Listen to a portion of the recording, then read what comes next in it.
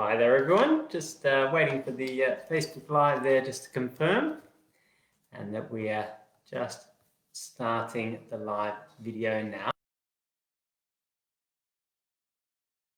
No rush there, obviously to get everyone logged in, and then we want to get started on the A word. Arthritis is obviously the A word. We've got quite a bit to get through, and thanks for all the questions which covered a whole lot of things that we were already going to be talking about. So it looks like the things that you want to know we would be talking about when we present to you our view on arthritis and what it is in the context of 2021. So welcome everyone, we'll get started. For those that obviously haven't seen me on the Facebook live presentations, my name is Neil Sleeman. I'm a physiotherapist here in Coxo and Durham, Platinum Physiotherapy, and arthritis, or the A word as we call it in this clinic, is something that we do specialise in and have very specific views on. There's a lot to go through. We usually do this particular seminar down there in the studio pre-COVID, but I've just filtered it down to make sure we talk about the most important things. If there's any questions, please pop it on the thread while we're going, and then we can answer them in the moment, or I can tell you if we're going to be covering it going forward. So in terms of what we're going to talk about today, and there's a lot to go through, we're going to just talk about the A word, talk about the phrase just a touch of arthritis. We're going to talk about the types of arthritis, the cost of arthritis, and then the common myths. I've got some pieces of paper here I'll be showing up to you later on about common myths about arthritis that are very historical and we believe outdated. So I look forward to presenting to the reasons why those myths really shouldn't be used in our view in 2021. We'll talk about the diagnosis and treatment of arthritis, and then we'll have time for some extra questions if we get through everything, where people can put the questions in the thread there at any time there. A bit like putting your hand up, you can pop that on straight away. So in terms of the A word, which is what I'm going to refer it to, the arthritis word, what does it mean? Well, in definition terms, it means lots of different definitions: a disease causing painful inflammation and stiffness of the joints. I'm comfortable with that. Or an informal way of referring to joint pain or joint disease, and I'm comfortable with that. What does arthritis mean to you? If you ask yourself, would you view it any differently? And then ask yourself, have you ever had it said to you, or you've told someone, it's just a touch of arthritis? And that's a scratching head thing for me when we think about that phrase. Have you had that said to you or said it? Because when I talked about the next things, you might scratch your head too. We don't feel that a touch of arthritis means anything. How many types of arthritis are there is the reason that I say that. If anyone's in the messenger said there, just put some numbers down about how many types of arthritis you think there are. I wouldn't mind a couple of people putting some numbers down there, and I'll tell you the number that there is in maybe 10 seconds. If anyone wants to hazard a guess, how many types of arthritis are there? Pop a number down. If you don't type, I won't be sort of insulted. The number is over 100. So on that basis, if we say it's just a touch of arthritis, but there's over 100 of them, and they're all treated differently, what does a touch of arthritis mean? For me, it's as useful taking to your car to the mechanics, and the mechanic saying, your car's broken. But I won't tell you what's wrong with it. It could be 100 different things. And that's why it's just a touch of arthritis already undoes a lot of potential, because once it's said, it can't be unsaid, particularly when you don't know what type of arthritis the person's talking about. So the type of arthritis that there are include, if we talk about the main groups, osteoarthritis that we'll be talking about today, that's more the bone stuff that most people know about. Rheumatoid arthritis, an inflammatory one, very commonly known. They're the most common two that people know about. But we have juvenile arthritis in children. We have psoriatic arthritis. So psoriasis can be a form of arthritis. We've got reactive arthritis. We've got gout, which is actually a form of arthritis. For people that didn't know, we have lupus, and we have a whole lot of spondyloarthropathies, which are other medical type conditions. A huge spectrum. Therefore, it's just a touch of arthritis on someone looking at you, we don't think is a good way to start someone's journey to getting better. The cost of arthritis. 1 in 6 people currently have osteoarthritis and rheumatoid arthritis, and it's predicted to rise to 1 in 5 by 2050 with people living longer. So it's really quite a prevalent condition in terms of the cost of arthritis when you put them all together, and increases in life expectancy, obviously, are the reason. The consultations for osteoarthritis accounted for 15% of all consultations in GP and similar surgeries in a calendar year, aged 45 years and over. So that's 15 out of 100 people going in with these types of problems. It's quite a big one. The osteoarthritis and the rheumatoid arthritis combined currently cost the UK economy £2.58 billion annually through 25 million lost working days. People that you know that may have arthritis, they may take time off work. So it's a huge cost, and that's why it's really important that we address it correctly. Let's talk about the myths. I'm going to go through them one at a time. And you can see, is it something you've heard? Myth 1, arthritis is an old person's disease. Has anyone heard that? Well, arthritis sufferers off work will cost the economy £3.4 billion a year by 2030, which would suggest it maybe isn't an old person's disease, because we would assume a lot of those people working and taking time off with diagnosed arthritis would not be in the older population. That's clue number 1, that it's a myth. Clue number 2 is the prevalence of juvenile arthritis. One child in every of juvenile arthritis. Truth?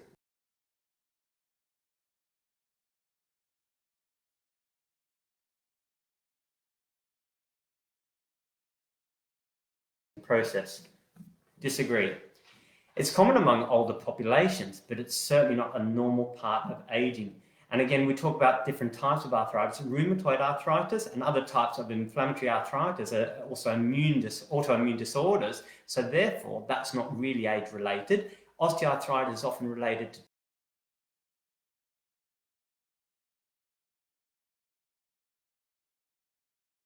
just 2 reasons why we would say not a normal part of the aging process. By dismissing arthritis as a normal part of aging, many people do not access the diagnosis, treatment, and resources they need to help prevent or treat the condition. Many people coming to our clinic have been diagnosed or self-diagnosed incorrectly as arthritis, with the touch of arthritis, never had an arthritic presentation. Actually are conditions we would expect in a younger patient, even down to teenage type injuries, conditions, yet because of the aging process. Not true, no x-rays needed on these people, and it was never arthritis in the first. Myth 3, my parents had arthritis. Said it to someone. Totally disagree. Genetics does play a role in whether someone is at risk for some forms of arthritis, not osteoarthritis, but other factors such as trauma. It might be the weight of a person in some joints, it is a part of it. The jobs that they do. If my mother works in, say, one job and my father worked in another job and I worked in another job, how can our risk factors from work be the same? I'll use the carpet fitter, might be on their knees all day. The person working at a call center may not do anything with their legs because they might be on a computer all day, and I might have a job on my feet as a firefighter. How can our risk factors from work, which are actually prevalent in certain arthritic forms, be relevant? So therefore, my parents had arthritis, so I'm bound to get it. No, we do not agree with that, and the research would certainly back that up. If you have a clue that you have a pain that feels similar to your parents' pain, saying it has to be arthritis is not something we would feel comfortable saying, because actually if you do a bit of strength work and it is something different, then it was never arthritis in the first place. Therefore, this myth is indeed a myth. So that's number 3. My parents had arthritis. Number 4. The X-ray results for arthritis directly relate to the pain and disability a person has, as in the amount of joint damage. And we'd say, no, it's a myth. The bone joint damage on an X-ray is not necessarily related to the pain and the function of the person. Many factors contribute to the degree of disability. In the latter stages of rheumatoid arthritis, then certainly the relationship between the joint damage and the disability, you'll see a bit of a pattern. As people who know people with rheumatoid arthritis, there is a worsening of that particular type, and the X-rays will follow that. However, it's not unusual for us to see someone that needs an X-ray and the X-ray result comes back pretty good. Mild osteoarthritis, but they've got a lot of pain. That person is likely to have weakness that is very severe. The osteoarthritis might be the trigger, but actually the X-ray looks pretty good. Conversely, someone might have an X-ray for curiosity's sake and the X-ray comes back severe. but they might be very strong. That person's symptoms may be less than the person who had the mild x-ray. The support of the muscles around an osteoarthritic joint is often more important than the x-ray itself, until it gets to a point where you can see the strength is there, but the pain is just not keeping up in terms of the control, and that person's x-ray becomes very important in the context of potential intervention in surgery. So don't always go from x-rays only. They're important, they're good for confirmation of suspicion, but actually they don't tell you what pain the person may or may not have. We have seen many joint replacements avoided where the x-ray says they're going to have a replacement and the patient's symptoms get better and they don't have a replacement. And that's absolutely fine by us. Myth number 5. Let's go to this one. Big one for the runners in the building, in the virtual building. Of course, the myth of running causes arthritis. Who's guilty of having this one said to them or saying it to someone? Myth. There's no evidence whatsoever, never has been, linking activities such as running to the onset of arthritic symptoms. And in 2013, a study of 90,000 runners in Scandinavia found there was no evidence that running increased risk of developing osteoarthritis. But, in fact, those who ran more than 7.7 miles a week over that study period were at a lower risk for developing osteoarthritis. So that might be 2 to 3 runs, 2 to 3 miles, 90,000 in the study, less risk of having osteoarthritis in the lower part of the body. Myth, without a doubt, because the activity levels that runners are illustrative of can be very powerful. Myth 6, if you crack your knuckles, you'll get arthritis. That old mothers and wives tale that you've heard. The noise, that is intentional or not, has been shown to be movement of gas in joint spaces. It's got nothing to do with bone on bone, particularly when it's pain-free, and therefore some of the people have developed in their mind as an arthritic symptom. It's not.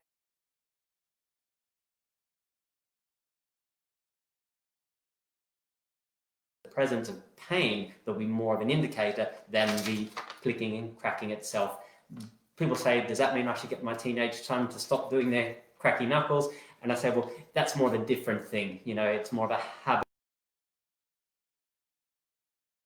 Context of the gas moving in a joint that's moving, that's kind of okay. You wouldn't go out of your way to do it constantly, but a lot of people, when they're moving and they get the odd click that some people think is an arthritic click, is actually more of a manipulation by default, where people loosen themselves off. And in the absence of an arthritic problem, we would say, well, you know, it's not a problem. You're not going to make it any worse. We still want you to get stronger. But again, it doesn't mean that noise equals arthritis. A big one. Only medical specialists, and I guess we kind of say consultants, can treat arthritis. It's a bit of a tricky one when the A word pops out, particularly when it's not diagnosed correctly, because the treatment and the management can be often done in the wrong order. You want to try and get your symptoms down to 0. So more than ever, the multidisciplinary approach is the most effective way of treating suspected arthritic conditions. Your GP has a role to refer as early as possible for x-rays or scans that are relevant and or consultants. The consultants would be involved in identifying the appropriate intervention where indicated, injections, surgery, other. Physiotherapists, our area of expertise is diagnosing areas of stiffness, weakness, and addressing them straight away, knowing that the strength work is done and is effective whether or not surgery is indicated. That's really important. We'll talk about that. Dietitians may touch base with the nutritional side of things, where weight for some people could be a potential risk factor.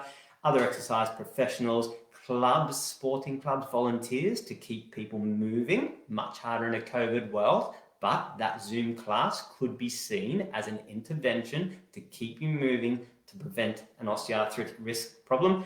And the big one is friends and family. Their job is to support.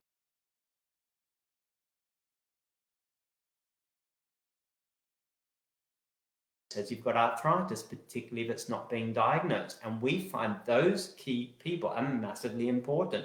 Everyone should be aware of the restrictions and the limitations of the person we're talking about, but without the help and the assistance of people around you, a lot of people actually lose their strength and mobility because of the lack of that particular group of people. So we put the friends and family in our world as the part of the team, the doctors, the physios, the x-ray people, and the family. If everyone's on the same wavelength, and you haven't got someone doing everything for you because of something that might be a mythical arthritis, well, actually, we want them to be proactive and encourage you to do things. use it or lose it is something that you'll hear, and that's very true. So that's 7 myths, and I hope that people watch this video back. Have a look at people you know in your family, in your household. Say, have we been guilty of looking at these myths in the past? Osteoarthritis. Let's get straight into the two ones that we'll be focusing on, osteo and rheumatoid arthritis. It's the most common form of the peripheral, the joint, upper and lower body joint arthritis, and it's the most common cause of disability in the UK when people get to that point where things get worse. Affects mainly the knee, hip, hand, the feet, and the shoulders are probably the stiffness, weakness, reduced mobility in activities, and poor quality of life develops from there. And about 8.5 million people have painful joints that's been attributed to osteoarthritis at the current statistics. Age groups with reasons for that. However, X-ray studies have shown that over 50% of people older than 65 have evidence of osteoarthritic changes on X-ray as opposed to osteoarthritic pain. Therefore, you don't go on the X-ray alone. If I have the worst X-ray and I haven't been over the age of 65, but I have no pain, I fit that box. So just because you have an X-ray that shows something does not mean that's your symptoms, and does not mean that you can't change that. That's really important. Obesity does tend to have a factor with many of the osteoarthritic problems, depending on how people are using their joints with different weights, but not a given, whereas likely to have an osteoarthritic knee walk into this clinic at different body weights throughout the spectrum. However, if you're more active and fitter, maybe the weight would obviously be obvious one way versus the other. The cost of the UK economy is estimated at 1% of the annual gross in the UK. So osteoarthritis is a big one. So we need to match the X-rays to the symptoms. We're not Superman. We cannot tell what that X-ray will show, even though we might be suspicious of an osteoarthritic knee or hip that strength work that justifies the X-ray, we won't hesitate, but I'm very reluctant to X-ray someone who I feel has potential and hasn't really done any strength work or had any physio to get things moving. There's a time where the X-ray becomes relevant. Conversely, some people clearly might be very active, have pain that I think is significant enough to justify an X-ray. I will not hesitate to write a letter to GP saying, I think this person could do with an X-ray on this knee, suspected osteoarthritic problem. Let's find out how bad. So then from that, the treatment makes it even easier if an X-ray is needed, but we still do this before the X-ray. On the physiotherapy side, we're loosening off the tight muscles around the joint, whether it be the knee, the shoulder, the hip, specific exercises that we'll be talking about later on in this presentation. You may need knee support, sometimes for the knees, and elbow, just various supports that are useful.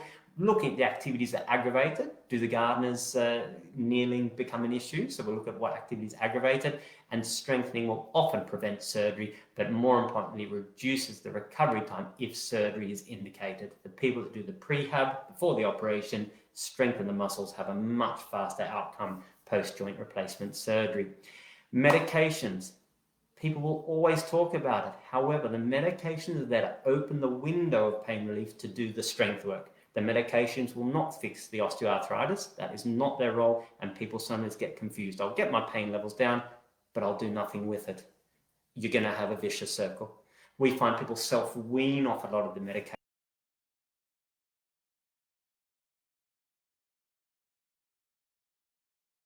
Work is the long-term thing.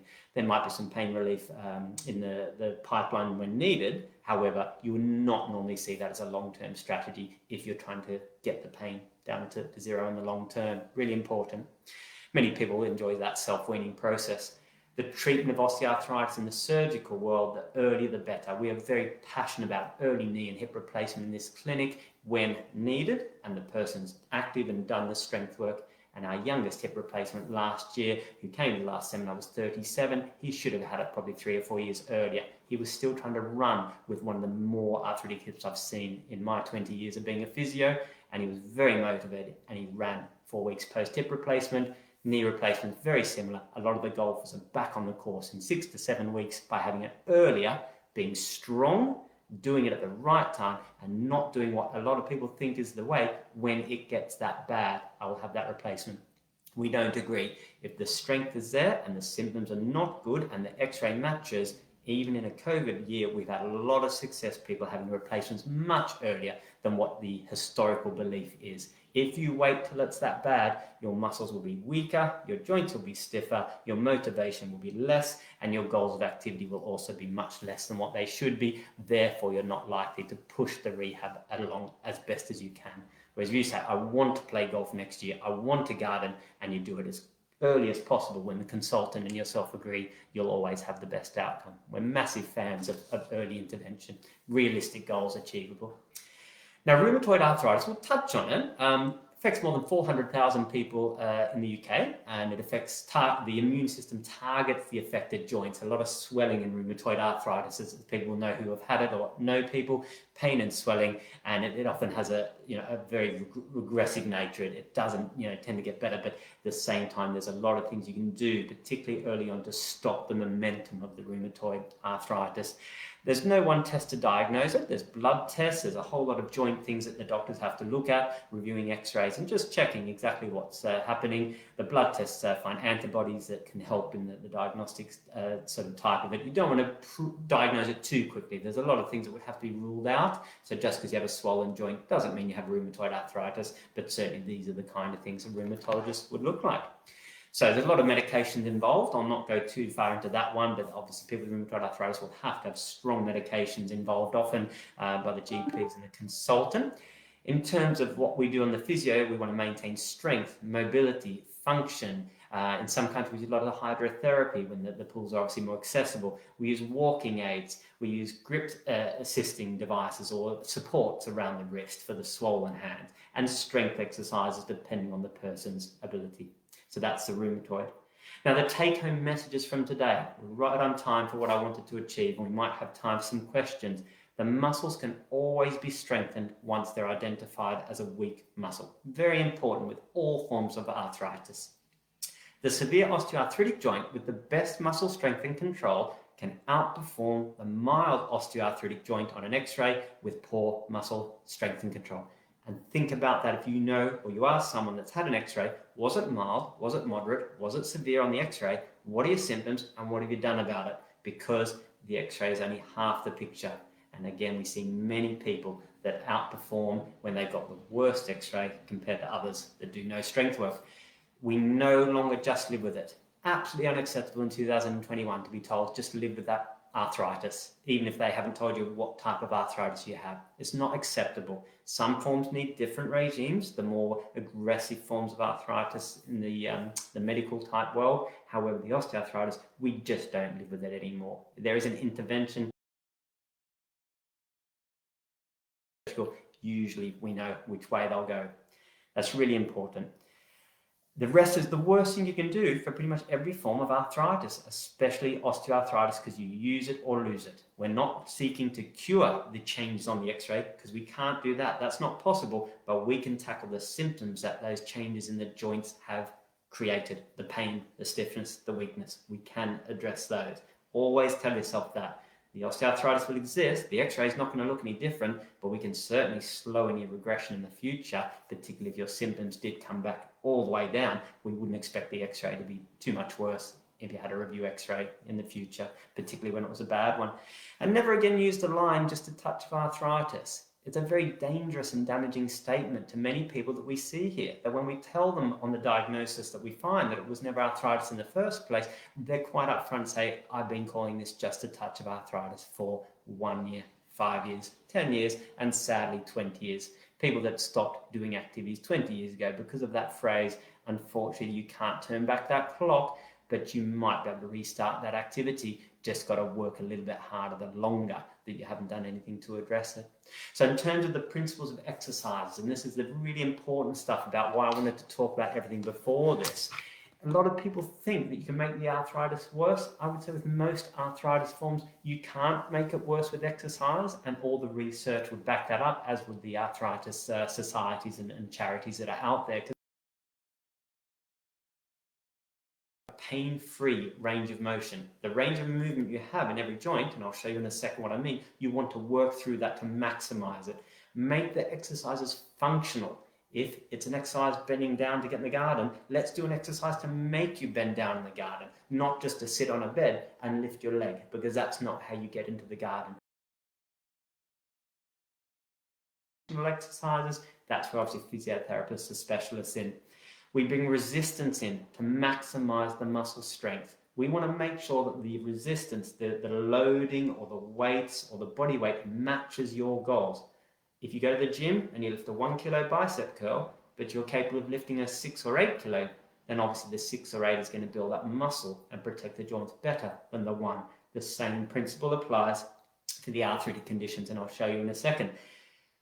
Frequency, repeat, repeat, repeat. People that come to Platinum know we often say there is no limit on how many times you do this exercise, and osteoarthritis particularly is an example. If you do 10 to 15 exercises, which might be a squats in any set, and you did it every day, every hour in the house in a COVID world, every time the kettle boils, then those 10 times 10 become 100 squats a day.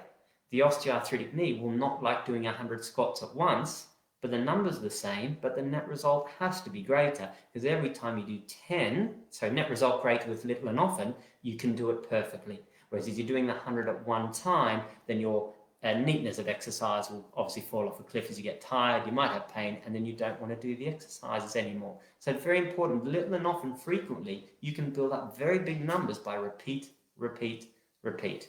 Always think of that, very important. Listen to your body, adjust the depths, the angles, the weights involved, and I'm going to show you a few right now. So, in terms of an osteoarthritic knee, I'll just go from a diagonal angle. Someone may be able to do a deep squat. They may have an x-ray that shows mild osteoarthritis. From side on, they might be able to get to 90 degrees with a mild osteoarthritis. They might not be able to, so they might go to 45 degrees. You're still getting the same result, but you're working through your pain-free range of motion. We might load it up a bit more and go a single leg. I've lifted one leg in the air, and that person might have a 30 or 45 degree single leg squat. More body weight through the affected leg, the muscles will build, and you're working through a pain-free range of motion. Things like press-ups for the osteoarthritic shoulder. People think they're bad exercises. No, they're very good. You may not be able to do a normal press-up. You might be able to do a kneeling press-up. You might be able to do a 50% range.